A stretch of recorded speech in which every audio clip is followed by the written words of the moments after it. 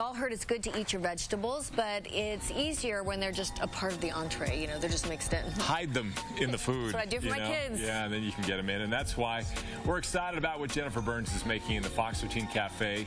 She's putting together chicken fajitas. Yes, exactly. Can you smell it from there? We can hear it sizzling. Let me get my mic a little closer. Yeah, that is, and that will make you hungry by itself, is just hearing that sizzle. But we're having a heart-healthy meal. Of course, Sarah Young, Intermountain Medical Center Heart Institute. It does smell good, doesn't it? It smells really good. Yeah, this is it. So this is what we've done with the heart-healthy chicken fajitas.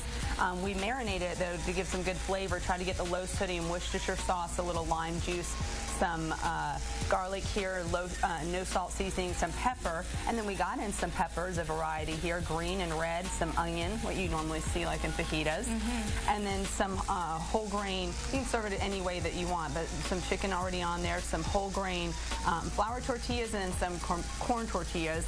And I've got some no-fat sour cream, or you could use Greek yogurt, and some prepared salsa there. If you can help me, maybe someone wants a little heat with the jalapeno. And then we'll top it also with some cilantro.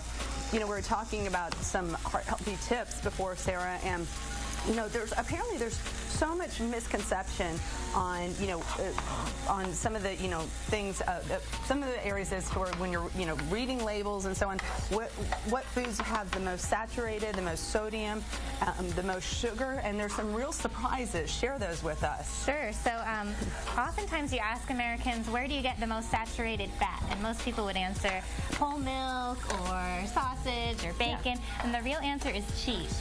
So yes, in America we get most of our saturated fat from cheese, so that's one to watch out for. Okay.